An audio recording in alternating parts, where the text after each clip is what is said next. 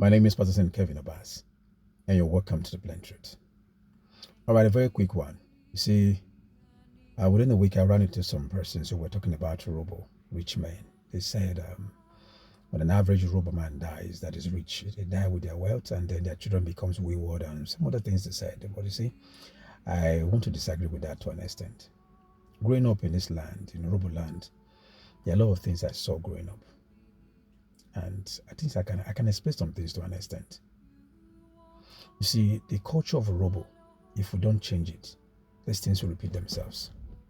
Some of the things that, some of the arguments were like, is because some of the Robo men, they are very proud and all that. In fact, the reverse is the case.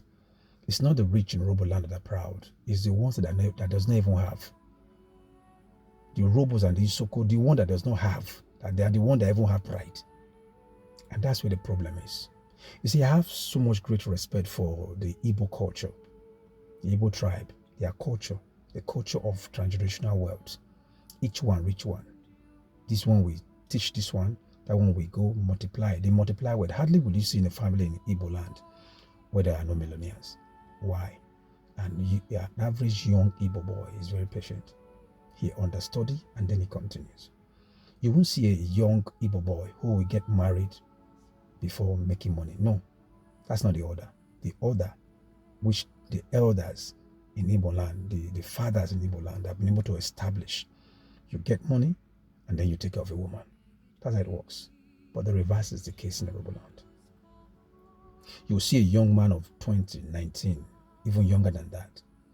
When you sit in the hotel, you say, bros, I will you find me something. You know you're feeling me like that too, because the way the thing be so every shock anyhow. Because now God nice me come, you know, so you might know, brother, I'm more back out there. But find me somebody to hold my side. That's somebody who have impregnated like 3 to 4 girls outside. No one has paid the bride price. So where do we go from there? Where we don't honor, we don't have regard for process. When you see a rich Urobo man, the only thing, some of the major thing is some of the young men is how to go there and they just collect from him. And they make certain adage and say words like Okwavodi feel really cockbony down. Only brother we go now, Orwa na robe ko. Orwa no robe for you. Now only brother na robe for. So they just carry that adage and say if one person get money for a side family or for a side town, so that person will call go wish or wizard. They believe that you have used their stars to make your own money. They don't respect that you went through your own struggle. They don't even want to listen to your own story. So in Robo land, we know how to create problem before we look for solution. Your father had 3 wives, occupation farmer. 5 wives, occupation driver. Some even have 6 wives, occupation 0. And then you give birth to children without training. And then you say because people are the Robo men, they are proud, that is why they are like that. No. Not proper brought up. They were not well brought up. They grew up, they repeated the same mistakes. They did not correct those mistakes. That's why those things are happening over and again. They are rich Robo people who have transitional wealth. Why? Because they corrected those things. Instead of multiplying poverty, they stop those things and they start multiplying wealth. Look at the Hebrews. So there are some things in Robo land we need to stop. So because of the too much multiplied poverty, you see this one coin go increase the poverty, or now coin go increase and go up, and all that. And when you talk, they don't take advice. Some of them don't take advice. If you want to advise them, say, brother, go if you can, brother, how we go to now, Marvel and or rain and make you go if you can, because we go more going to by the time you give him that money, you won't do anything with the money. He will eat it and come back.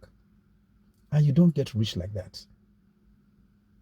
So the average Urobo man that have a business, children to even translate it to is a problem.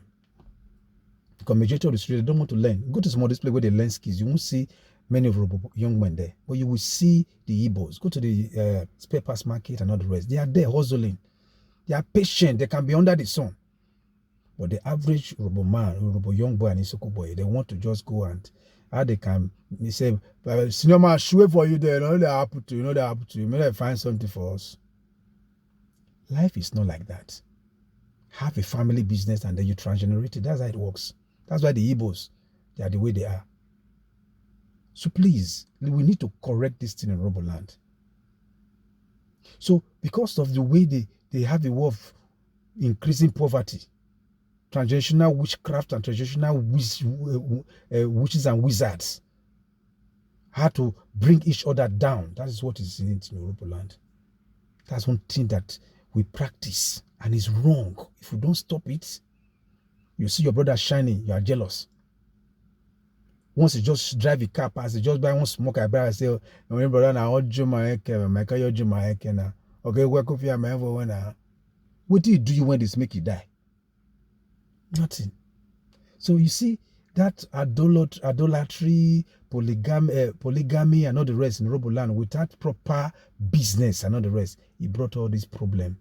So when you see your own brother hard with the country, because the only thing when not collect for your hand money, if you not give and say, I brother man when I United Boston and I China, I can work with your man for when I could work with your brother. The thing is, you will when in quick mobile village I now know and I'll go back man for when you see them just angry for no reason. If you tell them your story, they want to listen. So it is the culture of Urhobo land that is making it difficult. It is not that the rich are proud. It is because the poor are not humble in the Urhobo land and they don't want to learn. They want it quick. They just want it anyhow. And it doesn't work that way. It doesn't work that way. If we don't change it, it will remain like this.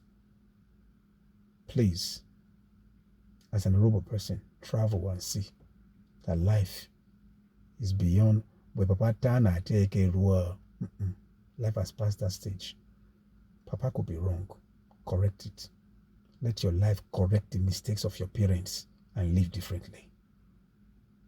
May you know one.